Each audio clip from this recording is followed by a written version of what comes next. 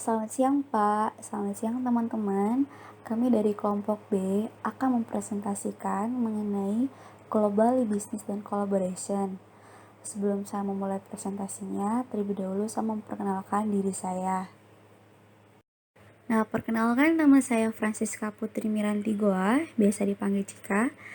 NIM 18221470. Saya adalah salah satu anggota dari grup B yang akan mempresentasikan mengenai Global Business dan Collaboration.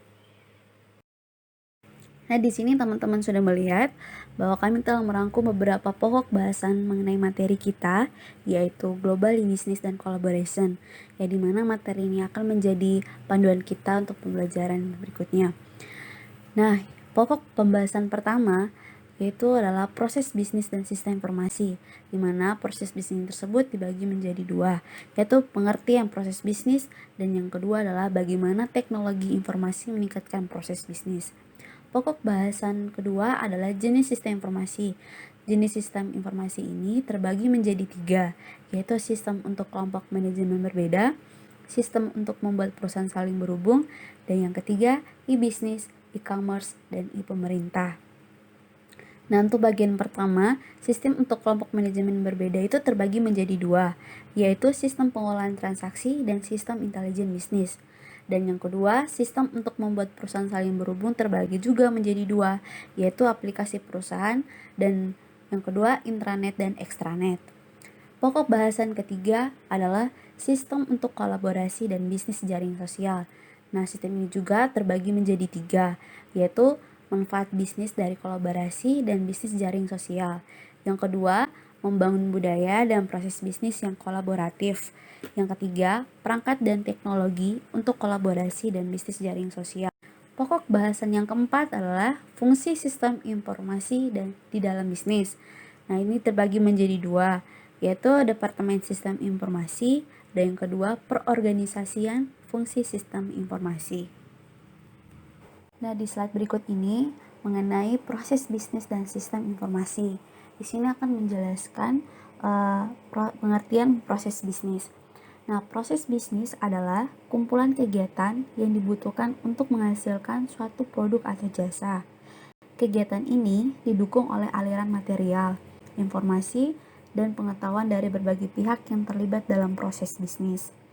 Proses bisnis juga mengacu pada cara yang dimana organisasi mengordinasikan pekerja, informasi, dan pengetahuan, serta cara-cara yang dipilih manajemen dalam mengordinasikan pekerja. Nah, maka dari itu, secara garis besar, kinerja perusahaan bisnis bergantung pada seberapa baik proses bisnis dirancang atau dikoordinasikan. Nah, proses bisnis sebuah perusahaan dapat menjadi sumber kekuatan kompetitif jika mereka memungkinkan perusahaan untuk berinovasi atau beroperasi lebih baik dari para pesaingnya. Nah, di sini juga kawan-kawan, proses bisnis lainnya banyak yang bertentangan dengan area fungsional yang lain dan memerlukan koordinasi lintas departemen. Nah, teman-teman bisa melihat gambar di bawah. Itu merupakan contoh-contoh fungsional proses bisnis, yaitu yang gambar yang pertama itu mengenai manufaktur dan produksi, di mana proses-proses bisnisnya itu menyusun produk, pemeriksaan kualitas, dan menyediakan kebutuhan material. Nah, sedangkan gambar yang kedua adalah penjualan dan pemasaran. Nah, proses-proses bisnisnya itu mengidentifikasi pelanggan, memperkenalkan produk kepada konsumen, dan yang ketiga menjual produk. Nah, gambar berikutnya adalah mengenai keuangan dan akuntansi, di mana proses bisnisnya itu mengenai membayar kreditur, menyusun laporan keuangan, dan yang ketiga mengelola keuangan. Nah, gambar yang terakhir adalah mengenai sumber daya manusia, di mana proses bisnisnya itu merekrut karyawan, mengevaluasi hasil pekerja karyawan, dan melibatkan karyawan dalam rencana yang menguntungkan. Selanjutnya, bagaimana teknologi informasi meningkatkan proses bisnis. Nah, di sini sistem informasi mengotomatisasikan banyak langkah dalam proses bisnis yang sebelumnya dilakukan secara manual nih. Contohnya seperti memeriksa kredit klien, mencetak tagihan, dan mengirim pesan. atau memenuhi pesanan. Itu semua kan dilakukan secara manual. Namun sekarang teknologi informasi dapat melakukan lebih banyak lagi. Nah, bagaimana teknologi informasi meningkatkan proses bisnis? Nah, di mana dengan cara teknologi informasi mengubah arus informasinya sehingga memungkinkan bagi lebih banyak orang untuk mengakses dan berbagi informasi.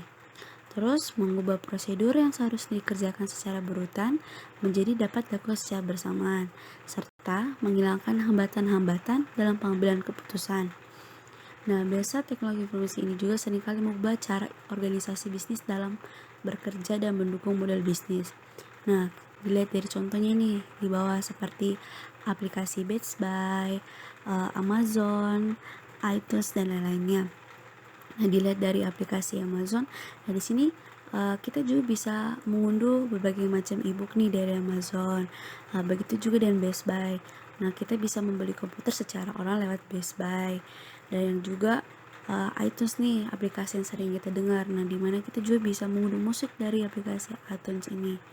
Nah, itu semua adalah proses bisnis yang sangat baru berdasarkan model bisnis baru yang tak dapat dibayangkan tanpa teknologi informasi saat ini.